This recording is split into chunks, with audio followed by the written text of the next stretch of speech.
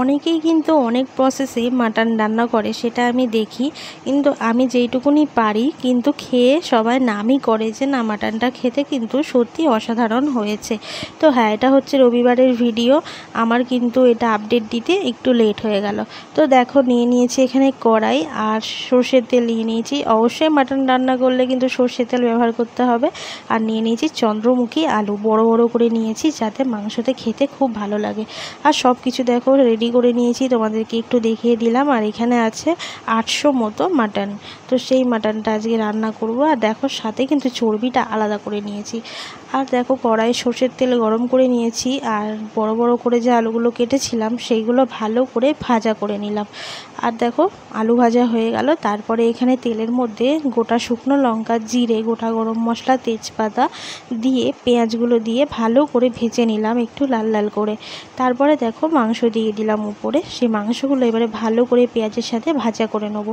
বেশি কিন্তু ভাজলে হবে না, সামান্য একটু জাস্ট মানে একটু ভাজা ভাজা হবে পেঁয়াজটা আর মাংসটা, সেরকমভাবে ভেজে নিতে হবে।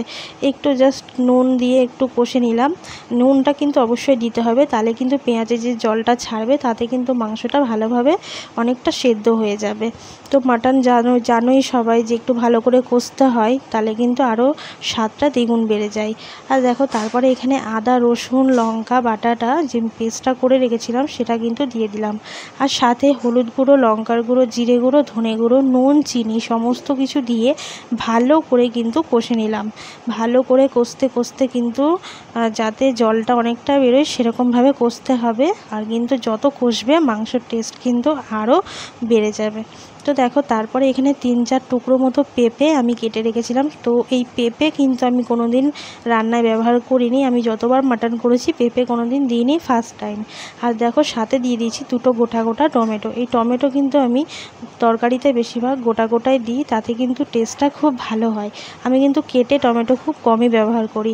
আর বারবার দেখো আমি ঢাকা চাপা দিয়ে রান্না করছি যাতে তরকারিটা কিন্তু খেতে খুব টেস্ট হয় আর মাংসটা যাতে অনেকটা গলে যায়। আমি কিন্তু প্রেশারে দেবো, তাহলেও আমি কিন্তু খুব ভালো করে কষে নিয়েছি। তোমরা দেখতেই পাচ্ছ যে টমেটোটা অনেকটা গলে গেছে আর পেঁপেগুলোও কিন্তু অনেকটা গলে এসছে। তো আমার তো কষানো হয়ে গেছে। তারপরে দেখো আমি এখানে প্রেশার কুকারে দিয়ে দিলাম যাতে একটু মাংসটা নরম হয়, কেননা বয়স্ক মানুষ আছে তারাও খাবে, তাই জন্য কিন্তু আমি প্রেশার কুকারে দিয়ে দিয়েছি। আর দেখো এখানে কিন্তু আমি গরম জল ব্যবহার করেছি। তো গরম জল পরিমাণ মতো দিয়ে দিয়েছি, যতটা ঝোল হবে আর কি, যেহেতু খাসির মাংসের কিন্তু ঝোলটাই ভালো লাগে। ঝোল আর আলুটা খেতেই বেশি ভালোবাসে সবাই আর কি। তো আমারও তো খুব ভালো লাগে খাসির মাংসের ঝোল আর আলু। আর সাথে দেখো মেন হচ্ছে চর্বি। এটা কিন্তু আমি কষানোর সময় দিইনি, এটা আমি লাস্টে দিয়েছি যাতে কিন্তু চর্বি একটা একটা থাকে। আগে দিলে কি হয়, চর্বিটা গলে যায়, তখন কিন্তু আর কিছু পাওয়া যায় না। তো দেখো এখানে সিটি মেরে নিয়েছি, 4-5টার মতো সিটি মেরে নিয়েছি প্রেশারে। তারপরে দেখো আমার মাংসটা কিন্তু রেডি হয়ে গেছে। তো দেখে বলো তো বন্ধুরা মাংসটা কেমন হয়েছে। জাস্ট সিম্পল রান্না, রবিবারের দুপুরে এরকম পাতলা আলু মাংসের ঝোল মাটনের আর গরম ভাত কেমন লাগে খেতে।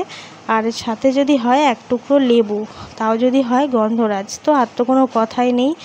জাস্ট স্বর্গ, অমৃত, কী আর বলবো বলো। তো আমার তো এটাই খেতে দারুণ লাগে রবিবারের দুপুরে এরকম মাংসের ঝোল আর গরম ভাত। তো কে কে এরকম মাংসর ঝোল আর ভাত খেতে ভালোবাসো অবশ্যই কিন্তু কমেন্ট করবে। খাসির মাংস কিন্তু ঝোলটাই বেশি পছন্দ আমার। তোমাদের কেমন লাগে কমেন্ট